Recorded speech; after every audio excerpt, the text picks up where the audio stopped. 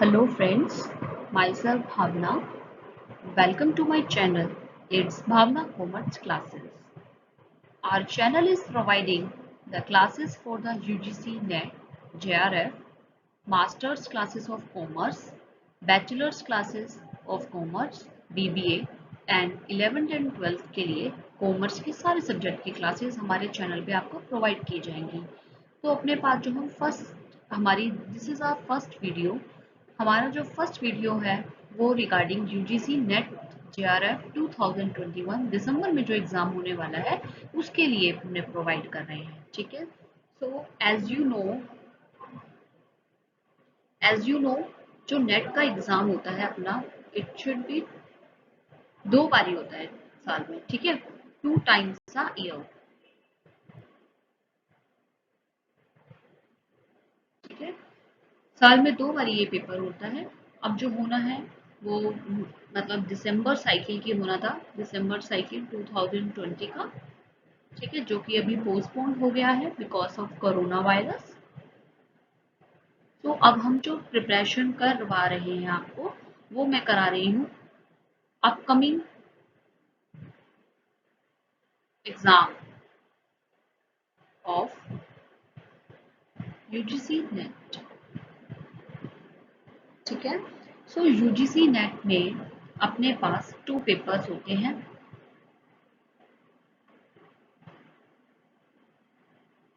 That is paper 1 and paper 2। ठीक है, paper 1 सभी सब्जेक्ट्स के लिए सेम होता है। इसमें भी अपने पास 10 यूनिट्स होती हैं।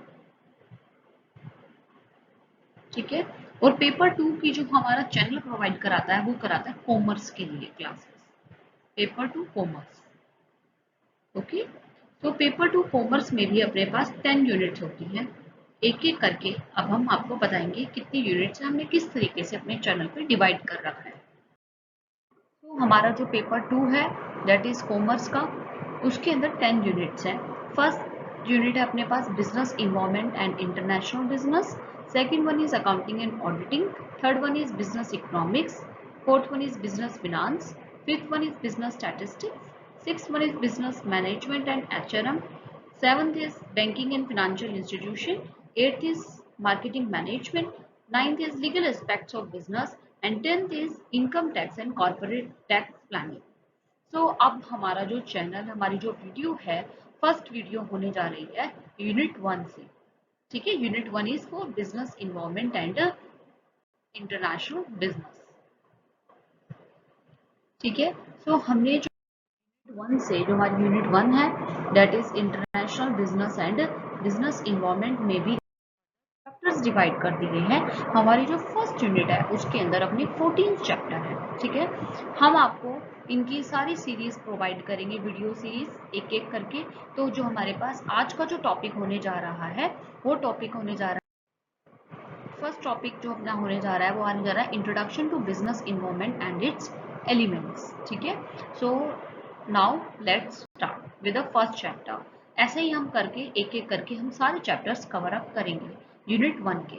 तो आज की जो वीडियो होने जा रही है वो चैप्टर 1 से होने जा रही है, that is introduction to business environment and its elements. तो first chapter is introduction to business environment and its elements. First word जो हमारे पास हमारे माइंड में आ रहा है, इसमें बार बार हम बोल रहे हैं, that is business environment. Business environment जो वर्ड है वो अपने पास 2 वर्ड से बना हुआ है। दैट इज ये जो बिजनेस इन्वायरमेंट है contain 2 words, its business and environment. So what do you mean by business and what do you mean by environment? Business का मतलब होता है, it means the human activity which are perform with an objective of earning profit. जो भी human beings हैं वो जो activity perform करते हैं, किस मोटिव से करते हैं वो एक्टिविटी परफॉर्म, कि हमें प्रॉफिट अर्न करना है, that is called the business. और वो एक्टिविटीज क्या हो सकती हैं?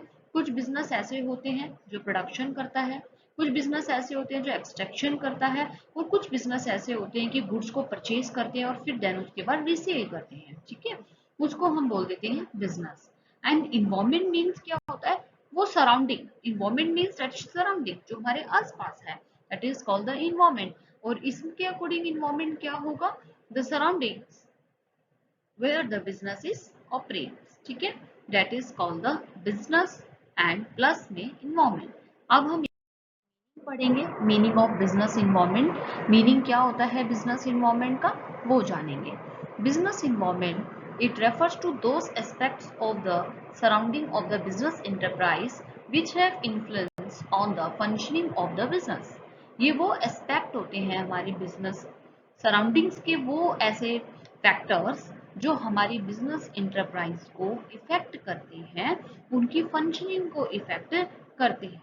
ठीक है, बिजनेस के आसपास की जो सराउंडिंग्स हैं वो उसकी फंक्शनिंग को किस तरीके से इफेक्ट कर रही हैं, that is called the business environment. ठीक है, next is elements of the business environment. Business environment के एलिमेंट्स के बारे में हम जानते हैं। Elements of business environment is of two type, external environment और एक अपने पास होता है इंटरनल इन्वायरमेंट। एक्सटर्नल को भी हमने फर्दर डिवाइड कर दिया है, that is called the micro environment and the macro environment, और इंटरनल इन्वायरमेंट अलग है। ठीक है, तो इसके टू एलिमेंट्स होते हैं, एक्सटर्नल फैक्टर्स, कुछ एक्सटर्नल इन्वायरमेंट और कुछ इंटरनल इन्वायरमेंट होते हैं। ठीक है, एक एक करके हम इनके एलिमेंट्स को डिस्क्राइब करेंगे अब। सो फर्स्ट हम स्टार्ट कर रहे हैं एलिमेंट्स में, that is called an external environment. External environment क्या होता है, ये वो फैक्टर्स हैं, एक्सटर्नल इन्वायरमेंट में वो फैक्टर्स आते हैं existing outside the business and are beyond its control to the large extent. वो ऐसे फैक्टर्स जो कि बिजनेस के आउटसाइड हैं, जो बिजनेस से बाहर हैं। ठीक है, बिजनेस के इंटरनल ही नहीं है, वो आउटसाइड द बिजनेस, और जो बिजनेस के कंट्रोल से बाहर भी हैं उनको बिजनेस कंट्रोल नहीं कर सकता। ठीक है, वो आउटसाइड द कंट्रोल है, बियॉन्ड इट्स कंट्रोल है। ठीक है, अब ऐसे ही एक्सटर्नल बिजनेस इन्वायरमेंट में दो तरीके के इन्वायरमेंट आते हैं, एक आता है माइक्रो और एक अपने पास आता है macro. Micro environment, micro means I means individual, जो एक इंडिविजुअल फॉर्म को इफेक्ट कर रहा है। ठीक है, इंडिविजुअल मतलब एक उस पर डायरेक्ट इम्पैक्ट पड़ रहा है फॉर्म पे। ठीक है, micro environment consist of those factors which have a direct impact on the form, जिसका फॉर्म पे डायरेक्ट इम्पैक्ट है और वो बिजनेस को भी, इंडिविजुअल बिजनेस को इफेक्ट कर रहा है। ठीक है, जैसे कि सप्लायर्स है, डिस्ट्रीब्यूटर्स है, कॉम्पिटिटर्स है, कस्टमर है, पब्लिक है, वो सब हम आगे प्रॉपरली डिस्क्राइब करेंगे आपको ब्रीफ में। ठीक है, next one is micro environment. Micro environment is also known as a task environment और द ऑपरेटिंग इन्वायरमेंट भी बोलते हैं। अब आते हैं नेक्स्ट इज मैक्रो इन्वायरमेंट के regarding. Macro means that should be a means aggregate, you know, it means aggregate, जो कि पूरी की पूरी इंडस्ट्री को इफेक्ट डाल रहे हैं ये फैक्टर्स। ठीक है, पूरी की पूरी इंडस्ट्री को इफेक्ट डालते हैं ये फैक्टर्स, एक पर्टिकुलर फर्म को या पर्टिकुलर इंडस्ट्री को इफेक्ट नहीं डालते, पूरी इंडस्ट्री जो है उसको इफेक्ट डालते हैं, that is called the macro environment of the business. ठीक है, इसको हम क्या बोल देते हैं, मैक्रो इन्वायरमेंट बोलते हैं। और वो फैक्टर्स जो हम आगे पढ़ेंगे, economic factors, social factors, political factors, technological factors, वो सब हम आगे पढ़ते हैं। ठीक है, हाँ जी, सो एक्सटर्नल इन्वायरमेंट को मैंने क्लासिफाइड कर दिया था टू पार्ट्स में। ठीक है, फर्स्ट पार्ट जो अपने पास हमने पढ़ा है that is a micro environment. Micro environment में क्या था, even if it is a external to an organisation, micro का मतलब मैंने आपको बताया था जो कि इंडिविजुअल फर्म को इफेक्ट करती है। ठीक है, एक पर्टिकुलर फर्म को इफेक्ट कर रही है, नॉट ऑल द इंडस्ट्री। ठीक है, तो उसको हम बोलते हैं माइक्रो इन्वायरमेंट। माइक्रो इन्वायरमेंट में जो फैक्टर्स होते हैं वो होते हैं, सबसे पहला है सप्लायर्स। सप्लायर्स जो कि रॉ मटेरियल है या जो सेमी फिनिश्ड गुड्स हैं उनकी सप्लाई करते हैं इंटरप्राइज में। ठीक है, वो भी एक मोस्ट इंपॉर्टेंट रोल प्ले करते हैं, are very prominent for the firm. ठीक है, तो अगर सप्लायर्स रिलायबल नहीं है, ठीक है, या फिर स्ट्राइक पे चले जाते हैं, लॉकडाउन पे चले, लॉकआउट पे चले जाते हैं, ठीक है, तो उस वजह से बिजनेस इंटरप्राइज को इफेक्ट पड़ता ही पड़ता है। ठीक है, तो सप्लायर भी हैं जो बिजनेस यूनिट को इफेक्ट करते हैं। तो सप्लायर मस्ट बी रिलायबल, ठीक है, एंड मल्टीपल सप्लायर्स होने चाहिए एंटरप्राइज के पास, ठीक है। Next is market intermediaries. Market intermediaries का मतलब क्या होते हैं? It includes the firms that assist the company in promoting, selling and distributing its goods to the final buyer, ठीक है। जो हम ये एक तरीके से मार्केट इंटरमीडिएटरी का मतलब यहाँ पे क्या होता है? इट इज अ मिडलमैन, हम इसको मिडलमैन बोलते हैं, ठीक है। तो मिडलमैन का काम क्या होता है? ये बिजनेस को और कस्टमर को इंटरलिंक करके रखते हैं, ठीक है, बिजनेस और कस्टमर को। सो अगर जो भी प्रोडक्ट बिजनेस बना रहा है उसको कस्टमर तक किस तरीके से आपको पोर्ट्रे करना है, किस तरीके से आपको बताना है उनको हमारे बिजनेस के प्रोडक्ट के बारे में, तो वो सब काम मार्केट इंटरमीडिएटरीज का ही होता है, ठीक है। Next is customers. Customer as you know, customer is the king of the market, ठीक है। तो कस्टमर की डिजायर्स हैं, कुछ नीड्स हैं, टेस्ट हैं, वो उन्हीं के अकॉर्डिंगली बिजनेस को वर्क करना पड़ता है, उसी के अकॉर्डिंगली वो प्रोडक्ट अपना डेवलप करते हैं, ठीक है। तो इसमें हम जो देख depend on the realising the need and desire of the customer, ठीक है, बेसिकली ये होता है इसमें। Next one is competitors. As you know, आजकल मार्केट में कॉम्पिटिटर्स बहुत ज़्यादा हैं, ठीक है। Every organisation has a competitive environment. Activities of the business should be adjusted according to the actions and reactions of competitors, ठीक है। जो भी एक्टिविटी है बिजनेस की, उसको किस तरीके से एडजस्ट करा जाता है कि कॉम्पिटिटर्स का कैसा एक्शन है, कैसा रिएक्शन है, ठीक है। आजकल मार्केट में कोई भी ऐसा बिजनेस नहीं है मोस्टली कि जो मोनोपोली को इंजॉय कर रहा हो, ठीक है। हर किसी को किसी ना किसी तरीके का डायरेक्ट और इनडायरेक्ट कंपटीशन फेस करना ही पड़ता है, ठीक है।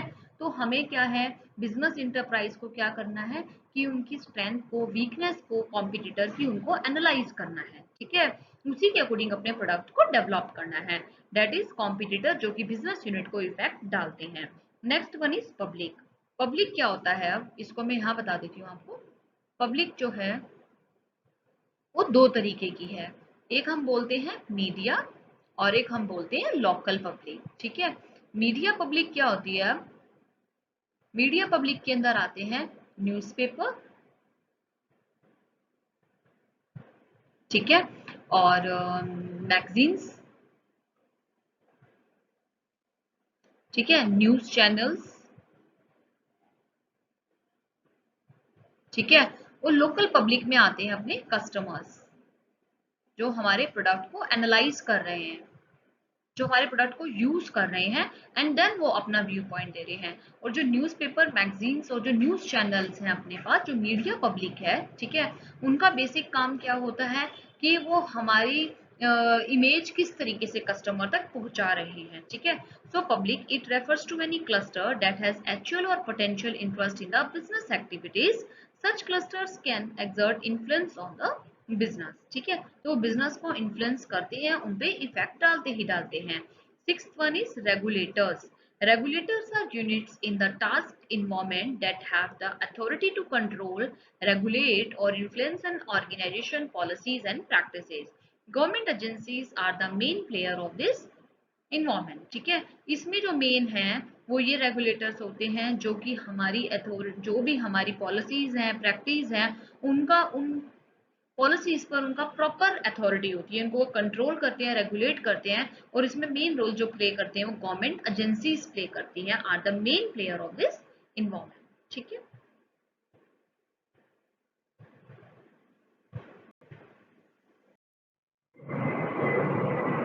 Macro environment. मैक्रो इन्वायरमेंट क्या होता है? Macro environment means its providing the opportunities and poses the threat to a firm. Macro का मतलब यहाँ पे होता है एग्रीगेट। ए से हम इसको रिवाइज करते हैं बार बार। एग्रीगेट, एग्रीगेट का मतलब होता है जो कि पूरी इंडस्ट्री को इफेक्ट कर रहे हैं, ठीक है। इंडस्ट्री, होल इंडस्ट्री को जो इफेक्ट कर रहे हैं, नॉट अ पर्टिकुलर इंडस्ट्री, ठीक है। Our macro environment are generally uncontrollable and success of the business depend upon the adaptability to the environment, ठीक है। तो बेसिकली ये अनकंट्रोलेबल ही होते हैं, ठीक है। एक पर्टिकुलर इंडस्ट्री को तो इफेक्ट कर नहीं रही है, ये पूरी को ही इफेक्ट कर रहे हैं इस वजह से, ठीक है।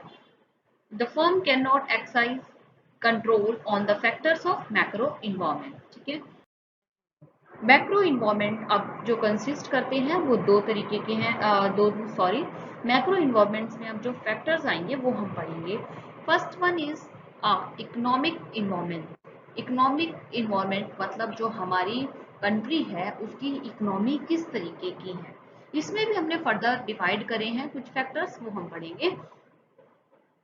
Economic environment refers to the economic factors which have impact on the working of business. Business की working पे इनका क्या impact पड़ता है? It includes the economic system, economic policy, trade cycle, level of income, distribution of income. अब मैं आगे आपको अच्छे से एक्सप्लेन करूंगी कि इकोनॉमिक सिस्टम में क्या आता है, इकोनॉमिक पॉलिसीज में क्या आता है, वो अब हम। First one is economic condition. Economic condition का मतलब होता है कि हमारी इकोनॉमी में कितना इनकम है, कितना पैसा है, मनी सप्लाई किस तरीके की है, ठीक है। क्या जो पर्सन है, जो कस्टमर्स हैं जो हमारे गुड्स को खरीदेंगे, उनका इनकम लेवल क्या है, इनकम किस तरीके से डिस्ट्रीब्यूट करी जा रही है, डिमांड एंड सप्लाई किस तरीके की है, ट्रेड साइकिल किस तरीके की है, ठीक है। तो अगर इनकम लेवल ही हमारा अच्छा नहीं है हमारी इकोनॉमी में, तो कस्टमर किस तरीके से हमारे प्रोडक्ट्स को खरीद पाएंगे, ठीक है, किस तरीके से वो स्पेंड कर पाएंगे अपने ऊपर, ठीक है। तो इसका इफेक्ट क्या पड़ता है बिजनेस के ऊपर इसका इफेक्ट, ठीक है। और ट्रेड साइकिल में हम बात करते हैं कि हमारे पास जो है इकोनॉमी में वो बूम चल रहा है, इट्स अ बूम पीरियड और इट्स अ डिप्रेशन पीरियड, ठीक है। अगर बूम है तो अपने पास इकोनॉमिक ग्रोथ करेगी, इकोनॉमिक ग्रोथ करेगी तो बिजनेस भी क्या करेगा, ग्रोथ करेगा, ठीक है। ऐसे ही डिप्रेशन पीरियड आता है, ठीक है, जिसमें इकोनॉमी क्या हो जाती है, डाउन हो जाती है, और बिजनेस भी क्या करता है, ग्रोथ नहीं करता है। वो इसमें बताते हैं ट्रेड साइकिल कैसी है अपनी, ठीक है। बूम पीरियड चल रहा है, रिकवरी चल रही है, वो डिप्रेस्ड पीरियड चल रहा है, वो देखते हैं हम, ठीक है। और इकोनॉमिक कंडीशन में ये भी देखते हैं कि मार्केट का साइज क्या है, प्राइस लेवल इकोनॉमी में क्या है, इंडस्ट्रियल ग्रोथ क्या है, ठीक है। Improvement in economic condition improve the lifestyle, quality of life, consumption level and purchasing power of the public. Obviously अगर इकोनॉमिक कंडीशन अच्छी होगी, डिस्ट्रीब्यूशन ऑफ इनकम जो है वो फेयर होगा, इनकम लेवल पर्सन का अच्छा होगा, तो उनकी लाइफस्टाइल तो बढ़ेगा ही बढ़ेगा, और उनका कंजम्पशन लेवल भी बढ़ेगा और परचेजिंग पावर भी बढ़ेगी पब्लिक की, और जिससे कि पॉजिटिव इम्पैक्ट बिजनेस पे आएगा। सेकेंड वन इज, इसी में हम पढ़ते हैं इकोनॉमिक इन्वायरमेंट में, that is an economic policies. Economic policies जो हैं बेसिकली वो गवर्नमेंट फ्रेम करती है, ठीक है। फिनांस मिनिस्टर के उसमें देख रेख में इनको बनाया जाता है इकोनॉमिक पॉलिसीज को, गवर्नमेंट के इंटरवेंशन होता है इसमें टोटली, ठीक है। तो these policies establish the relationship between the business and government. तो किस तरीके की पॉलिसीज बनाती हैं गवर्नमेंट, जो कि बिजनेस इंटरप्राइज को इफेक्ट करती है, डिफरेंट बिजनेस इंटरप्राइज को डिफरेंट तरीके से। मॉनेटरी पॉलिसीज क्या है, फिजिकल पॉलिसीज क्या है, एक्सपोर्ट इंपोर्ट पॉलिसीज क्या है, इंडस्ट्रियल पॉलिसीज क्या है। अब हम इनको डिटेल में जो है वो नेक्स्ट वीडियो में एक्सप्लेन करके बताऊंगी मैं आपको। मॉनेटरी पॉलिसी में क्या आता है, फिजिकल पॉलिसीज में क्या आता है, इनके बारे में हम डिटेल में पढ़ेंगे बाद में, ठीक है। अभी आपको सिर्फ इतना जानना है कि ये पॉलिसीज गवर्नमेंट बनाती है और इसका बिजनेस पे किस तरीके का इफेक्ट पड़ता है, ठीक है। तो ये भी जो है बिजनेस को इफेक्ट करती है पॉलिसीज भी, ठीक है, उनकी वर्किंग को, उनकी फंक्शनिंग को effect. Next one is economic system. Economic system में जो अपने पास आता है that is 3 points, capitalism, socialism and mixed economy. Capitalism का मतलब यहाँ पे क्या होता है, वो इकोनॉमी जो कि ज्यादा से ज्यादा किससे डोमिनेटेड है, प्राइवेट सेक्टर से डोमिनेटेड है, ठीक है। इसको हम ओपन इकोनॉमी भी बोलते हैं, ठीक है। एज यू नो, जैसे जब से ग्लोबलाइजेशन आया है तो प्राइवेट सेक्टर की ग्रोथ बढ़ गई है, ओपन इकोनॉमी हो गई है। पहले जो क्लोज्ड इकोनॉमी थी 1991 से पहले, वो हम एक्सप्लेन करेंगे आपको अच्छे से ग्लोबलाइजेशन और उसके एंड इट्स ड्राइवर्स में, ठीक है। अभी आपको इतना जानना है, capitalism that should be the economy that is dominated by the private sector. Second one is socialism. Socialism मतलब जो होता है जिसमें गवर्नमेंट का इंटरवेंशन होता है, गवर्नमेंट इसके अंदर इंपॉर्टेंट रोल प्ले करती है, वो सोसाइटी के वेलफेयर के लिए काम करना चाहती है, ठीक है। Next is mixed economy. Mixed economy में क्या होता है, in such economies both private sector and public sector coexist, ठीक है, दोनों का ही इंटरवेंशन होता है, प्राइवेट का कुछ शेयर होता है और पब्लिक का कुछ शेयर होता है। Next one is political environment. Political environment it includes the components political ideology of the government. Political ideology क्या होती है, इसका मतलब पॉलिटिकल मतलब गवर्नमेंट विजन, इसको हम मैं एक तरीके से इसका अदर नेम भी बोल सकती हूँ, गवर्नमेंट विजन एंड थिंकिंग। ठीक है, टुवर्ड्स किसके टुवर्ड्स में, सोशल एक्टिविटीज। ठीक है, तो उसको बोल देते हैं हम पॉलिटिकल आइडियोलॉजी। फिर एक अपने पास क्या होता है, पॉलिटिकल स्टेबिलिटी होती है कि हमारी जो पॉलिटिकल पार्टीज हैं या जो हमारे पास जो पावर में चल रही है वो उनमें कितनी स्टेबिलिटी है। ये नहीं कि बार बार हमारी जो पार्टीज हैं वो चेंज हुई जा रही है, हमारे जो लीडर्स हैं वो चेंज हुए जा रहे हैं। ठीक है, जिससे कि स्टेबिलिटी नहीं बनी रहती है।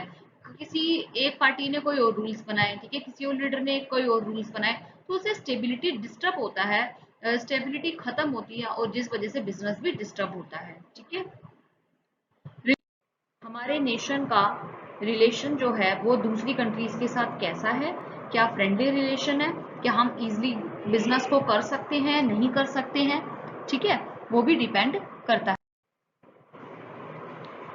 मिलिट्री पॉलिसी किस तरीके की है, गवर्नमेंट की वेलफेयर एक्टिविटीज किस तरीके की हैं, और सेंटर स्टेट रिलेशनशिप किस तरीके का है। ठीक है, तो ये पॉलिटिकल कुछ फैक्टर्स हैं या कंपोनेंट्स बोल सकते हैं आप इनको, जो कि बिजनेस को इफेक्ट करते हैं। ठीक है, next is technological environment. Technological, as you know, जैसे जैसे ग्रोथ होती जा रही है इकोनॉमी की, ठीक है, कंट्री की, जो कंट्रीज डेवलप्ड हो चुकी हैं वहाँ पे टेक्नोलॉजिकल एडवांसमेंट बढ़ती जा रही है आजकल। ठीक है, तो जैसे जैसे technologically fast changes in the technology also create the problem for enterprises। ठीक है, these render the plant and product obsolete quickly।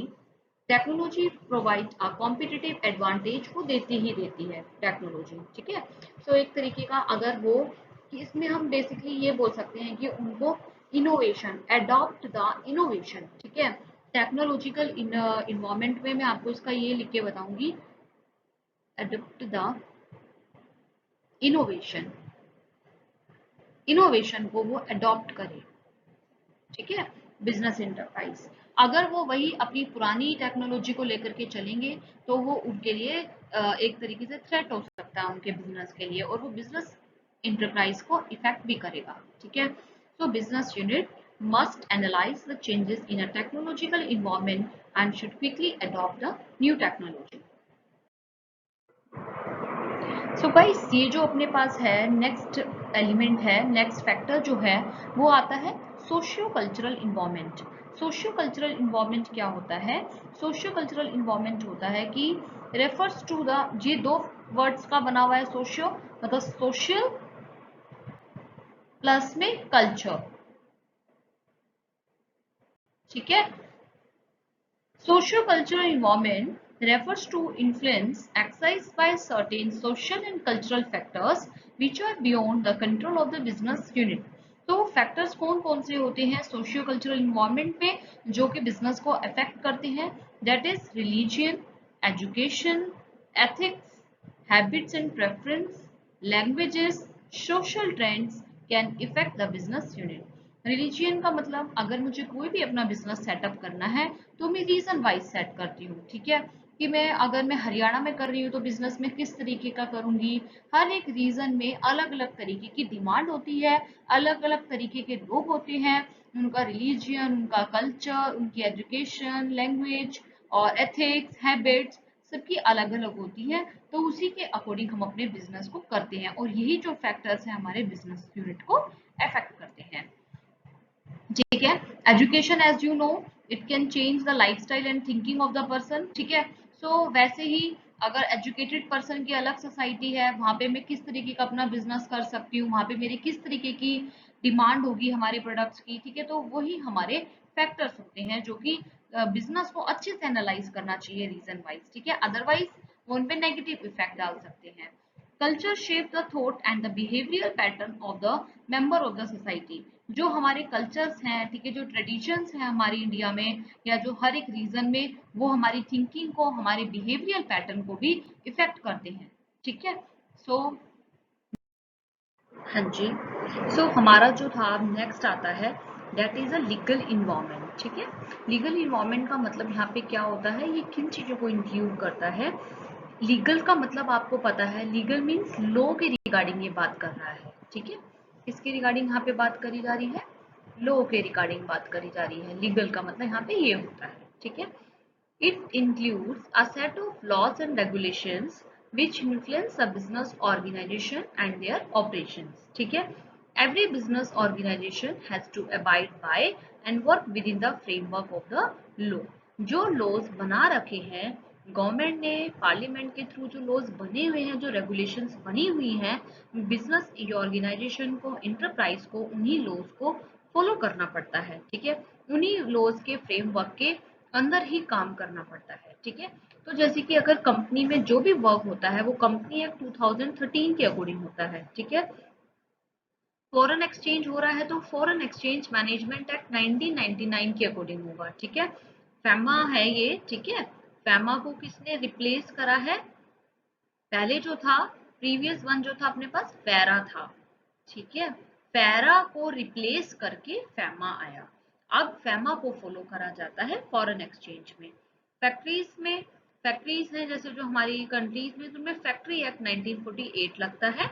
Industrial dispute act 1972 होता है।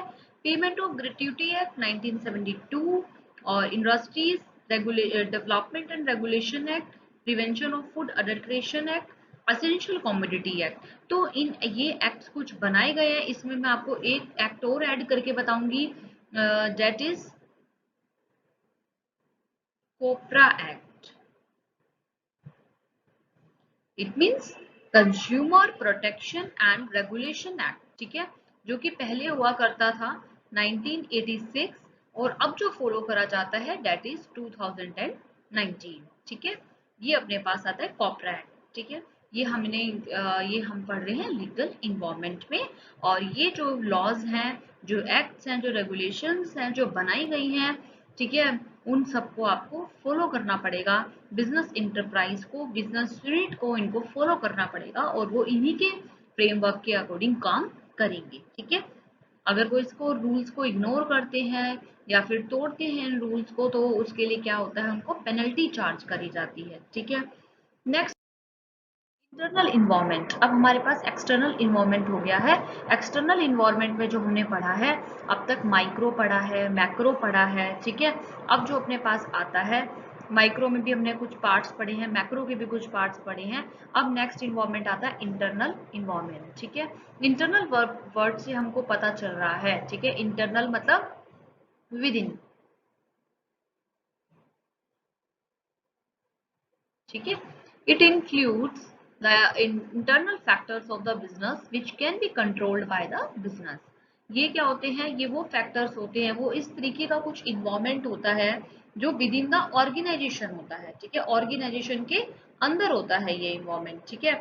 ये वो वाला इन्वायरमेंट होता है और इसको ईजिली क्या है, कंट्रोल्ड भी कर सकती है बिजनेस। ठीक है। बिजनेस यूनिट ईजिली इसको कंट्रोल कर सकती है। तो इसमें क्या क्या आता है, it includes the objective of business, business का क्या ऑब्जेक्टिव है, मैनेजरियल पॉलिसीज क्या है, डिफरेंट डिपार्टमेंट्स कौन कौन से हैं और यूनिट के, business management and employees of organisation. ठीक है। वहाँ के एम्प्लॉयज, वहाँ का मैनेजमेंट किस तरीके का है, लेबर मैनेजमेंट रिलेशनशिप क्या है। ठीक है। लेबर और मैनेजमेंट के बीच में किस तरीके का रिलेशनशिप है। ब्रांड एंड कॉर्पोरेट इमेज हो गई। Vision and thinking of top management, top management की किस तरीके का विजन है, उनकी किस तरीके की थिंकिंग है। ठीक है। वो क्या अपनी जो इंटरप्राइज है उसको कहाँ देखना चाह रहे हैं और वो क्या देख रहे हैं आपका। Research and development activities of organisation. ठीक है। उनका R&D डिपार्टमेंट किस तरीके का है, क्या वो चीजों को रिसर्च कर रहे हैं according to the demand of the customer. ठीक है। Test of the customer, working condition क्या है ऑर्गेनाइजेशन की। बेसिकली इंटरनल इन्वायरमेंट जो है वो इंक्लूड करता है 5M। 5M में क्या आते हैं, मैन, ठीक है, जो ह्यूमन रिसोर्स जो वहाँ पे वर्क कर रहा है, मटेरियल, ठीक है, जो रॉ मटेरियल जिनसे प्रोडक्शन हो रही है, मनी मतलब फिनेंशियल रिसोर्सेज हो गए, मशीनरी हो गई, ठीक है, and management available with in the business, ठीक है। तो ये थे अपने पास इंटरनल इन्वायरमेंट। तो हमारी जो वीडियो है इसमें हमने बिजनेस इन्वायरमेंट का मीनिंग हमने एक्सप्लेन करा है, इनके हमने टाइप्स पढ़े हैं, मतलब एलिमेंट्स या कंपोनेंट्स आप इसको बोल सकते हैं, ठीक है, not type, elements and components of the business environment, ठीक है, जो कि थे external environment and internal environment. External को हमने फर्दर डिवाइड कर दिया था माइक्रो में और मैक्रो में, फिर माइक्रो को हमने फर्दर डिवाइड करा था, ठीक है ना। एज यू नो, सप्लायर थे, कॉम्पिटिटर्स थे, कस्टमर्स थे, पब्लिक थे, मार्केट इंटरमीडिएटरीज थे, वो माइक्रो में आ गए। और मैक्रो में हमने पढ़ा है इकोनॉमिक, सोशल, पॉलिटिकल, टेक्नोलॉजिकल, ठीक है, ये सब हमने पढ़ा अपने पास इसमें मैक्रो में, ठीक है। और इंटरनल इन्वायरमेंट में पढ़ा जो कि कंट्रोलेबल होता है, उसको कंट्रोल कर सकता है ऑर्गेनाइजेशन, ठीक है। तो ये हमारी वीडियो थी जिसके बारे में, जिसमें हमने बात करी है business environment and its elements, ठीक है। थैंक यू गाइस, अगर आपको मेरी वीडियो पसंद आई हो तो please like share and subscribe my channel, ठीक है। और हमारी जो नेक्स्ट वीडियो होने वाली है, वो नेक्स्ट वीडियो हम पॉलिसी के बारे में बात करेंगे, इकोनॉमिक पॉलिसी, जो कि इसी का ही पार्ट था, बट मैं उसको अलग से चैप्टर में डिवाइड, मतलब अलग से एक और इसका पार्ट बनाऊंगी इसी चैप्टर का, that is an economic policy, ठीक है। So thank you, thanks a lot.